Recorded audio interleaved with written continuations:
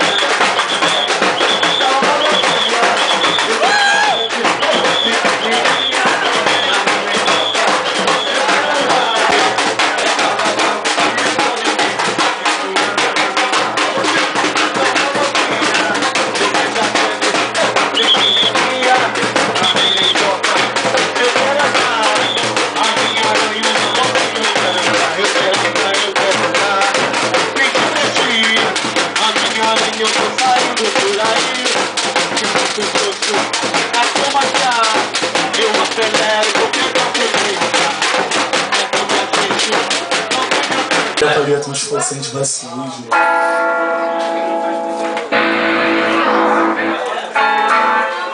Assim, ó. Olha que viagem, cara. Só o Raul pra fazer isso. Que Deus abençoe, Raul.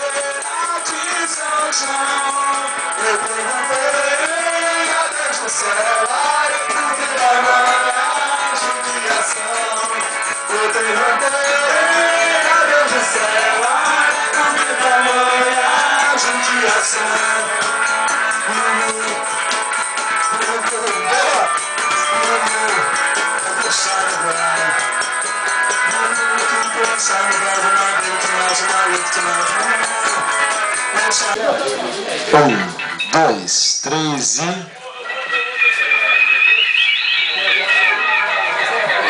Ele já chega morto, de corpo, de alma, ausente.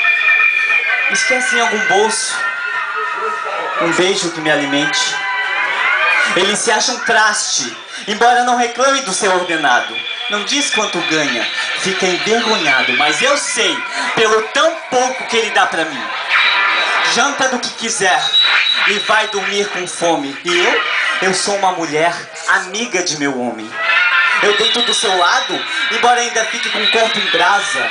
Ele já chega morto de corpo em casa e guarda sua alma em algum bolso à toa. Ele pegou no sono antes de mim, como sempre. Eu fico a rolar na cama, insônia, cansada, feito mulher infeliz, feito gente revoltada. Tava pensando aqui em Tinguim, meu Deus do céu, como tem mosquito aqui, né? Logo que eu cheguei, já fui logo sapecado, tudo quanto é lugar, dentro do ouvido. Ele não aguentou, cara, ele foi dentro do ouvido. Pá! Falei, meu Deus, tá queimando. Tá queimando, joga água, joga água. Joguei água, resolveu nada. Joga cerveja, aí melhorou. É, só que aí tá em pólvora, né? Tá em pólvora do bebe, aí explode, né? Eu falei, vamos de Antártica, né? Vamos na onda do pinguim? Não, melhor tá em pólvora, tá quase uma caixa. Mas tá tudo bem.